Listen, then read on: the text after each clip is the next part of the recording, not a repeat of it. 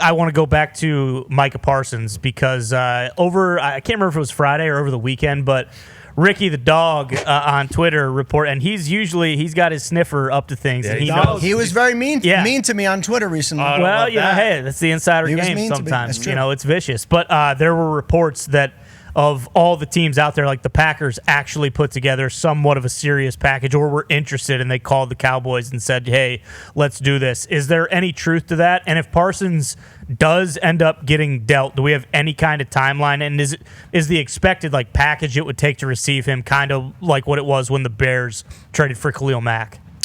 Yeah, okay. Let's start with the last part. I do believe that would be the offer. Now, I think for Mack, it was like a 1, a future 2 with a pick going. It was, I remember at the time being like, this is the biggest trade I've ever seen. It was, for a player, it was massive. And that was, ones? It was multiple ones. Was it 2 ones, when then a 2? It was give it to me. 2 first-round picks, a third-round pick, and a 6th-round pick to the Raiders. The Raiders also received a 2020 second-round pick and a conditional 2020 5th-round pick. And did they swap? Did they swap as well? Yeah. The Los Angeles Chargers for a 2022 second-round pick. Yeah. Okay, so it was 2 ones with a 2 ones plus with a 2 coming back, which is like, look, if the Cowboys are going to trade Micah Parsons, that's what it's going to be. It's going to be all of the picks. I don't believe that the Cowboys have received any official offers because I don't believe that they have accepted or engaged with anyone. Okay? Because to have it, you could, I was going to say fax over an offer. You could text over an offer if you wanted to. I don't believe it's gotten there because teams usually don't make offers until they know that, we're talking. Mm-hmm. I would expect that the Packers would be among the teams interested. And I would say I would expect the Packers would be among the teams really interested. Okay. They have paid Jordan Love. They have a bunch of really good young players, but they haven't. There's some guys like Quay Walker they have not paid. Dahn they paid, but they have money to spend, and they are really good. And so that's the kind of team that I would say if Micah was going to be traded that he'd be going to, because it's we need one final piece. This guy is an absolute dog. He's worth all the money, so pay him all the money. Mm-hmm. God only knows what Mulugeta would make that contract. It'd be all of it. Mm-hmm. But it'd be worth it because you'd get Micah Parsons. And there'd be some other, think of all of the really good teams, playoff teams, who have money and a spot. There's a lot of them. It's those are the teams that'd be interested, all of the teams. We were talking about Jerry a little bit last week.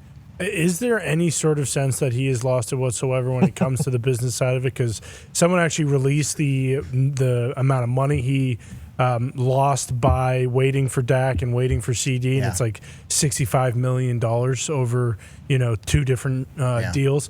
Is there any sense of that? Is there any sense of Stephen Jones becoming more serious? I forget who we had on the show.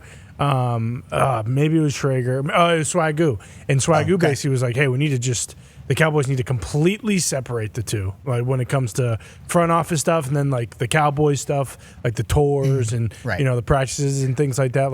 Swagoo. I'm just laughing, thinking of Jerry giving tours. Yeah, exactly. Yes. But that was Swagoo's point. Which would actually be an amazing, Jerry giving a tour of the stadium.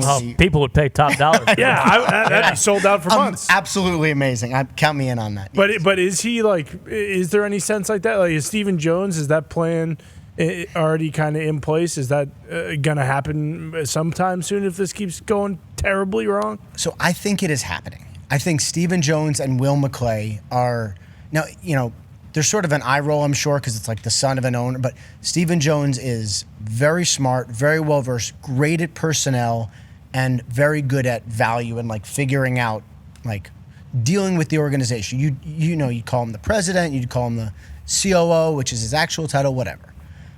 Those guys have been basically in charge as the Cowboys have built themselves into a draft and develop, pay your guys organization. But Jerry is the boss, and until he decides for himself that he is not going to be, he is the boss. Do you think other GMs right now though are thinking oh, this guy's gettable now? If there's ever a time to go do something like this, now's the time to do it because Jerry's kind of got his. Because it never happened. Yeah, exactly. No, because I don't think. First of all, you're right. No players this good are available ever. Ever. And that's why the trade value is so crazy. It's even Stafford. When he was traded, it was like 2 ones and they threw in a Goff, which is ridiculous, but that's what it was. It's like these guys are never available. So yes, I think teams are like, oh my God, could we get Micah Parsons?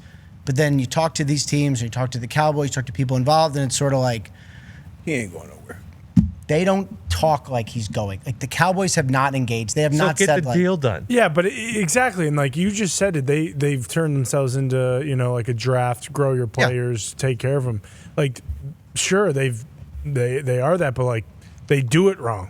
We just talked about Amon-Ra getting paid $30 million a year, and that looks like the cheapest wide receiver deal of all time. Like Great the deal. Lions are a team that do that. They sure draft do. and develop, and then they pay, and then Early. they save money because of it. Like the Cowboys are the opposite of that.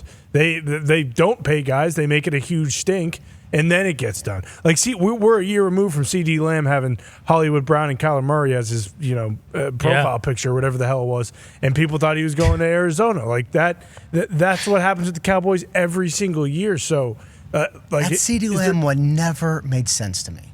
I mean, a lot of them don't. None of them do. None of them do. Dak Prescott's had his leg cramp up on the field, and then he got paid after. It was like, if you're going to franchise tag your quarterback, the future of your franchise, the reason you do that is just in case they have some, terrible injury, because then you don't have to pay the guy a ton of money. And that's exactly what happened. But then they paid Dak, a massive contract anyways after he got hurt. Like, it just doesn't make any sense. Yeah, I mean, I think the way the Cowboys see it, and it sounds, I hate to say this, sounds weird explaining it, because this would not be. I would do things more like the Lions do it. No doubt. Like, and even now, like, whenever they engage on Aiden Hutchinson, like, I expect it to be a deal where it's going to be a lot. Everyone will be like, oh my God, I can't believe they paid. And then Micah will come in higher. Mm-hmm. Like, they are generally very, very proactive. But I think what the Cowboys think is like, all right, if we pay him early, that's just more money we pay early. Let's keep the money in our pockets as long as possible.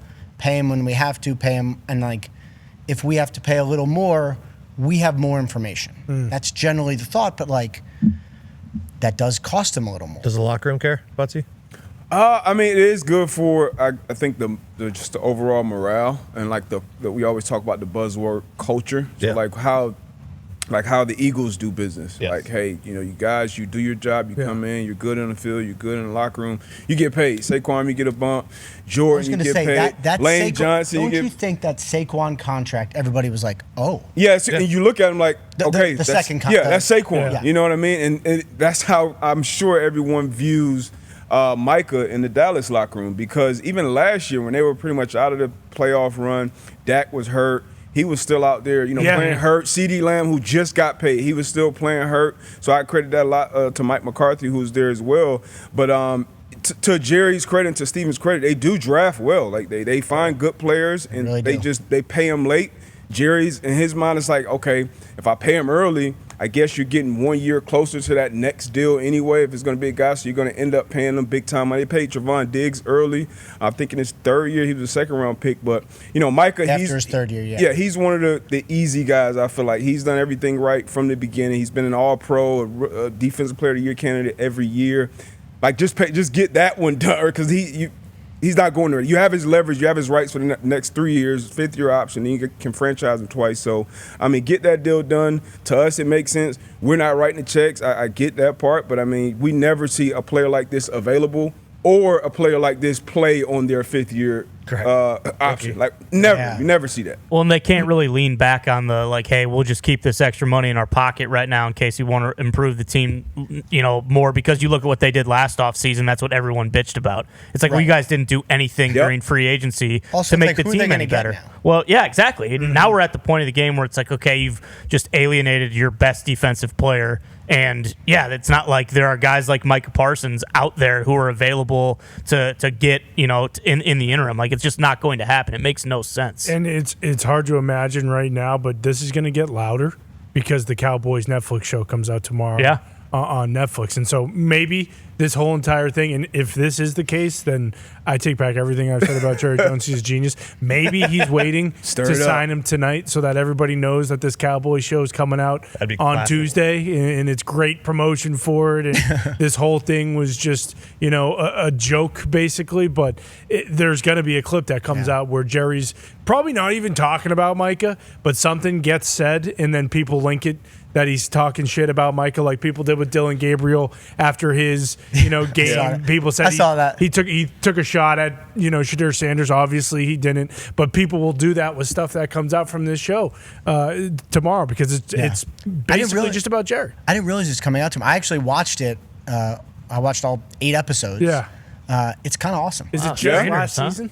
No, it's all the way. It's the whole story. How Jerry built the Cowboys, like the Chiefs one, that just came out. Yeah, like the Kingdom. The Kingdom. That one I have not seen. It was good. I didn't get the sneak peek for that one. So is it him dealing with Emmitt Smith? Oh, Dahn and the Emmitt Smith. Hold up, there's a lot of Michael Irvin stuff. I'm not going to spoil it. Michael Irvin is a rock star. Crushes it. I love that. Play Mike. If there was like an MVP, it was. Yeah. It's not a shocker. He is. Yeah, that's incredible. Yeah, you want Michael playing. You want him in there playing football because it's nothing like getting into football shape. I think Jerry already came out and said I wouldn't bet on him out there week 1. Yeah, like you don't want to do that. If you're a Cowboys fan, you want Mike out there. I mean, I really, really hope they get this deal done. It just does not make sense. But to your point, if he does do it. I mean, it would be an all-time Jerry move. That would be an all-time Jerry move, and I feel more bad for Ty at this moment now because as a non-Packers fan, I'm imagining Micah Parsons on the Packers. That would be so cool. It would be like Reggie White. It would be just like Reggie White, minus the 2-month-long free agency tour.